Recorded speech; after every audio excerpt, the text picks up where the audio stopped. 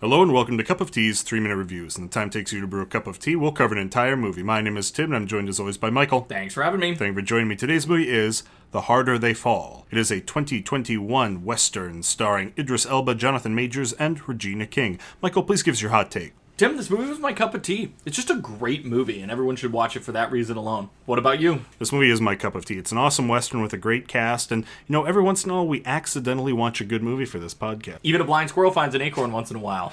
So, Tim, what's this one about? When infamous outlaw Rufus Buck escapes custody, Nat Love and his gang of outlaws go after Buck and his cohorts in search of bloody and stylish vengeance. Michael, you say this was your cup of tea. Please give us a few reasons why. This movie was memorable because of the ways it twisted and evolved the Western genre, but what made it work was a classic kick-ass Western story. Something you'd see in John Wayne or Clint Eastwood flicks. And they kept that heart and soul of the film, and they came up with some really cool innovations on it. That's what worked for me here. I really love that about the film. The Western is a genre that's sort of played out. I mean, it's been done to death. This movie finds a way to make it interesting and exciting. It includes some vibrant colors and a great cast and some really rich characters to really give this genre life. I'm excited about the Western again for the first time in years.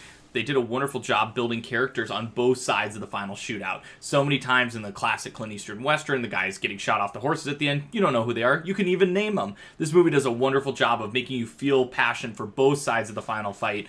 That's a really unique twist on the genre that made it work really well. Absolutely. It helps that you've got an amazing cast. I mean, just to lead it off, Idris Elba, amazing. A+ all the time. Everybody else on his side and on the opposite side are great characters, and they're great actors, and they're giving amazing performances. Another way that this sort of gooses the Western genre is it's all people of color. I mean, it's African Americans, it's mixed race people, and they're all playing these really vivid, really interesting characters that you don't normally get to see in this genre. And they're not playing them as people of color. It's a story that doesn't dwell too much on the racial elements, yet it makes some nice little pokes and draws attention to the right elements of that to make us all feel like a little bit more cognizant of those things. It's really well done. Well, I've heard that a lot of African-American actors complain that they either get to play a slave or they get to play somebody in the 60s civil rights movement, and this movie breaks away from that. Yeah, exactly. So, Tim, what didn't work here for you? The one thing that really didn't work for me is the runtime.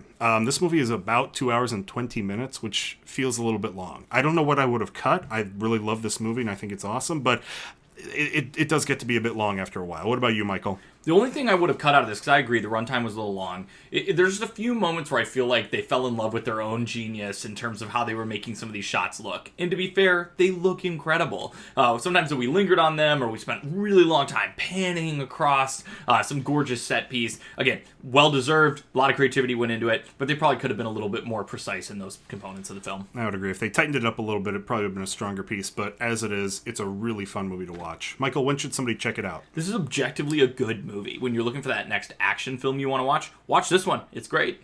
I would agree. The one thing you mentioned, the action. There's a lot of violence and a lot of blood. If you're not appreciative of that, then I wouldn't check this one out. Otherwise, give it a shot. You will not be disappointed. Thank you guys for listening. This has been Cup of Tea's 3-Minute Reviews.